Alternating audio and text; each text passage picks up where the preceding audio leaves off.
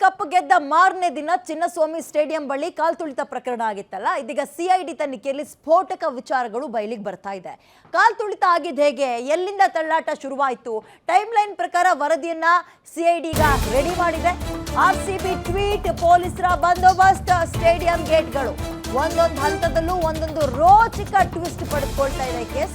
ಹೇಳ್ತಾ ಹೋಗ್ತೀವಿ, ಕೇಳಿ.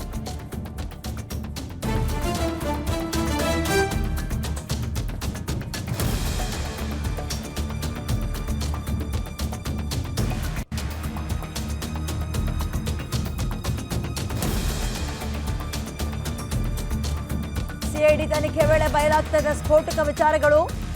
ಇದೀಗ ಆರ್ಸಿಬಿ ಕಾಲ್ತುಳಿತಕ್ಕೆ ಕಾರಣ ಏನು? ಆರ್ಸಿಬಿ ಸಿಇಒ ಮತ್ತು ಮಾರ್ಕೆಟಿಂಗ್ ಹೆಡ್ನಿಂದ ಕಾರ್ಯಕ್ರಮಕ್ಕೆ ಪ್ಲಾನ್ ಮಾಡಲಾಯಿತು.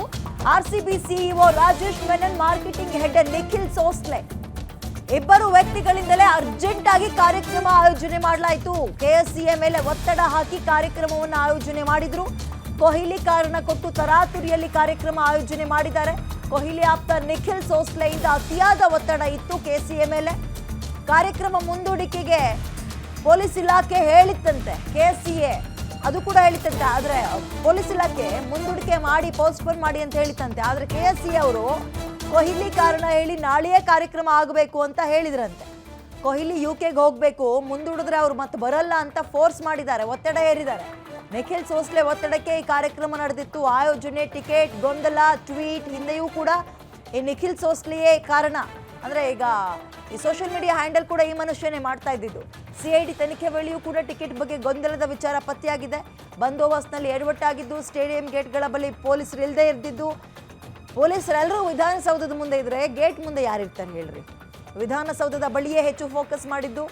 ಎಲ್ಲ ಅಂಶಗಳನ್ನು ರಿಪೋರ್ಟ್ನಲ್ಲಿ ಸಿಐಡಿ ಒಂದೊಂದೇ ದಾಖಲು ಮಾಡಿದೆ.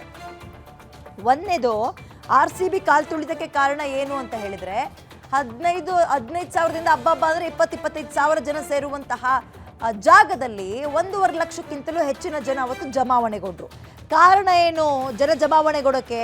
ಈ ಆರ್ಸಿಬಿ ಸೋಷಿಯಲ್ ಮೀಡಿಯಾದಲ್ಲಿ ಟಿಕೆಟ್ ಫ್ರೀ, ಬನ್ನಿ, ಕೊಹ್ಲಿ ಬರ್ತಾ ಇದ್ದಾರೆ, ಆರ್ಸಿಬಿ ಟೀಮ್ ಬರ್ತಾ ಇದೆ, ಕಪ್ ತರ್ತಾ ಇದ್ದೀವಿ ಅಂತೆಲ್ಲ ವೈಭವೀಕರಿಸಿ ಒಂದು ಪೋಸ್ಟ್ ಹಾಕ್ತಾರೆ. ಬಿಡ್ತಾರ ಜನ? ಬೆಂಗಳೂರು ಮಾತ್ರ ಅಲ್ಲ, ಹೊರಗಿನಿಂದಲೂ ಕೂಡ ಜನ ಬಂದಿದ್ರು. ಕೆಎಸ್ಸಿಎ ಮೇಲೆ ಈ ಆರ್ಸಿಬಿ ಅವರು ಫೋರ್ಸ್ ಮಾಡಿದ್ರಂತೆ. ಏನಂತ? ಸರ್, ಈಗಲೇ ಆಗ್ಬಿಡ್ಬೇಕು ಕಾರ್ಯಕ್ರಮ, ಇಲ್ಲಾಂದ್ರೆ ಕೊಹ್ಲಿ ಬರಲ್ಲ, ಬೇರೆ ಕಡೆ ಹೋಗ್ತಾ ಇದ್ದಾರೆ ಅಂತೆಲ್ಲ ಫೋರ್ಸ್ ಮಾಡಿ, ಏನೇನೋ ಅಧ್ವಾನ ಮಾಡಿ 11 ಜನರನ್ನ ಬಲಿ ಪಡೆದೇ ಬಿಟ್ರು. ಈಗ ತನಿಖೆ ಆಗ್ತಾ ಇದೆ. ತನಿಖೆಯಲ್ಲಿ ಇಷ್ಟು ಟ್ವಿಸ್ಟ್ಗಳು ಸಿಗ್ತಾ ಇದೆ.